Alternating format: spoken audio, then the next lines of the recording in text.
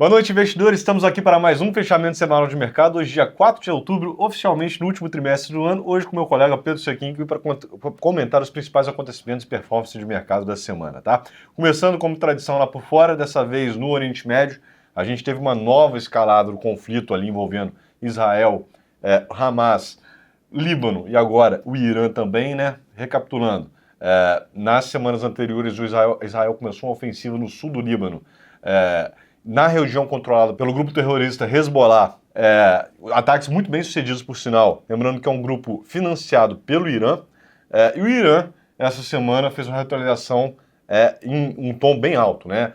Enviou vários mísseis balísticos para o território de Israel. Israel conseguiu se defender muito bem, teve uma causalidade, se eu não me engano, e obviamente o mundo agora fica respirando à espera de uma resposta, uma retaliação de Israel. Isso é importante porque a região é uma região muito forte na produção de petróleo, tá?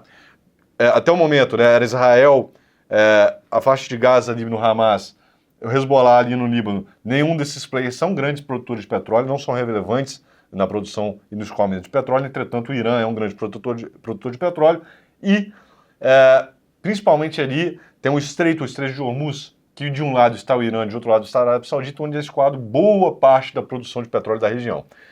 Então todo mundo fica observando, não só pelo lado humanitário, obviamente, mas também pelo lado do escoamento de petróleo. Uma possível escalada com o Irã pode levar a problemas na produção e no escoamento de petróleo global.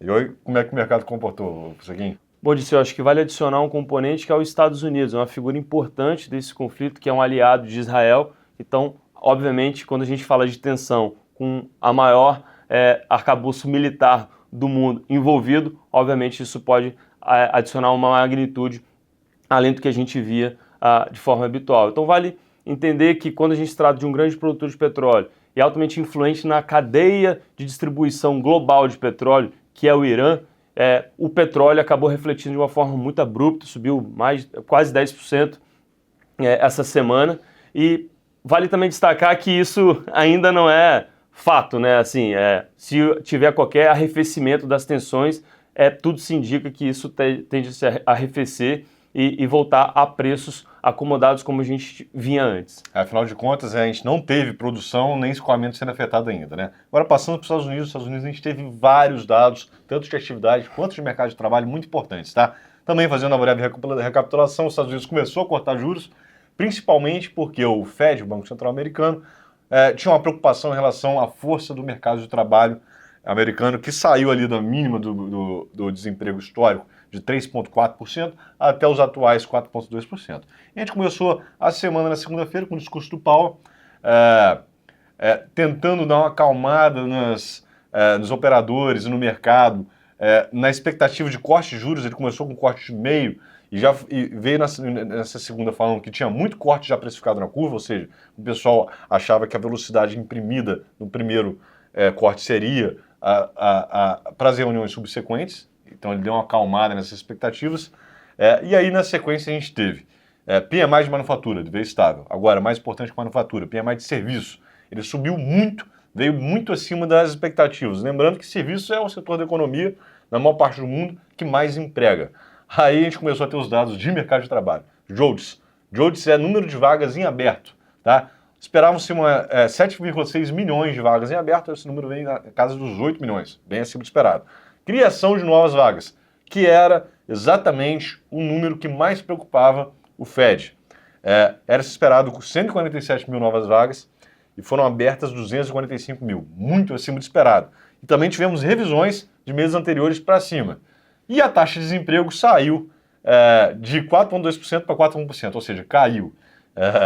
Então, ou seja, a economia americana não dá sinais nenhum de fraqueza, né? E a gente vai acabar o ano aqui com os Estados Unidos crescendo na casa dos 3%, o que para uma economia do tamanho dos Estados Unidos é algo impressionante. E como é que o mercado aí reagiu? Eu acho que esses dados trazem aí para a mesa uma economia americana mais forte, naturalmente com um ritmo menor do corte de juros, trazendo ali um alento para as bolsas. Ativos de risco naturalmente performaram ali levemente a 0,5%, S&P, Dow Jones e Nasdaq, e deixando o dólar mais forte, dada a pujança da economia americana. O DXY, que é um índice que mede a valorização da moeda americana contra outros pares, subindo 2% nessa semana, o que é uma rentabilidade bastante expressiva para esse índice. E passando aqui para o Brasil, a gente teve uma semana um pouco mais esvaziada de dados, mas a gente teve um dado importante, tá? Que é o superávit primário e o superávit nominal. Lembrando que o superávit primário é o balanço das contas públicas tirando os juros da dívida. Ou seja, ignorando quanto tem que pagar de juros, quanto que o governo arrecadou, menos quanto que o governo gastou. E a gente teve esse número, veio negativo em 21,4 bilhões no mês de setembro, ou seja, a gente teve um déficit primário na casa dos 20 bilhões e o superávit nominal, que esse sim inclui os juros da dívida, veio numa casa de menos 90 bi, um déficit de 90 bilhões em um único mês. É um número, obviamente, muito negativo. Apesar de ter um crescimento levemente negativo no ano contra ano, não tem nenhuma reversão de tendência em relação à trajetória da dívida. É um número bastante preocupante, o que vem preocupando o mercado doméstico, é o que está dominando a pauta nas últimas semanas. Tá? Agora, no lado positivo, a gente teve a elevação do grau de risco do Brasil pela agência de risco Moody's, ficando exatamente 1 grau do grau de investimento com uma perspectiva estável.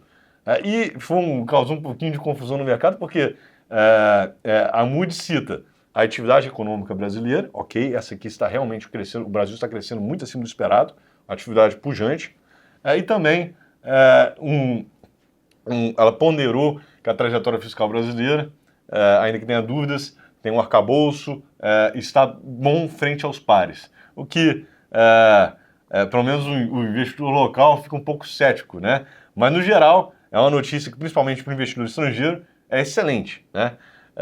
Então, nesse mix aqui de o cenário político um pouco mais esvaziado, um número de superávit ruim, mas uma elevação do grau de investimento brasileiro, o mercado acabou, comparativamente, se comportando até um pouco melhor do que lá fora, não é? Perfeito, Disseu. Assim, até uma surpresa, né, com tanta dualidade desses fatos, porque, por um lado, a gente teve essa notícia da Moody's que favoreceria, né, os ativos de risco Brasil, por outro lado, a gente teve uma notícia que é ruim sobre a trajetória fiscal e a resultante, que combinado com Petrobras, que é um grande componente de petróleo no índice que subiu 10%, o índice Bovespa acabou encerrando ali próximo de 1%, então a gente poderia dizer que até foi uma boa semana, dada a conjuntura que a gente passou. E o dólar fechou aí com uma leve alta também quando a gente compara, fazendo esse balanço, né, com todas essas notícias e fatos, o dólar brasileiro,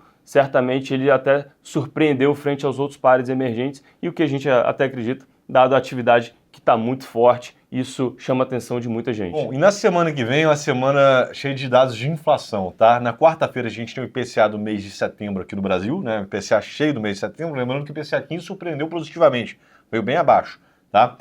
Na sequência, quinta-feira a gente vai ter o CPI, que é um dado de inflação ao consumidor, lá nos Estados Unidos, muito importante também, e no domingo a gente vai ter inflação ao consumidor e ao produtor na China. Importante acompanhar esse dado, porque esses dados da China vêm vindo com deflação já recorrentemente, uma inflação muito baixa. Isso é sinal de fraqueza da economia chinesa.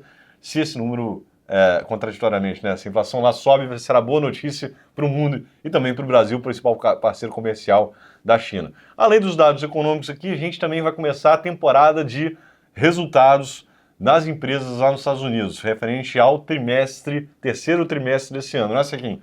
Perfeito. O grande destaque para a semana que vem, tem muitas empresas que vão começar a divulgar. Essa semana já começou até Nike, mas semana que vem o grande expectativa fica para os grandes bancos como JP Morgan e Wells Fargo. Bom, e na semana que vem a gente vai estar aqui de volta, obviamente, atualizando vocês. Um bom final de semana, um forte abraço a todos. Bom final de semana a todos, grande abraço.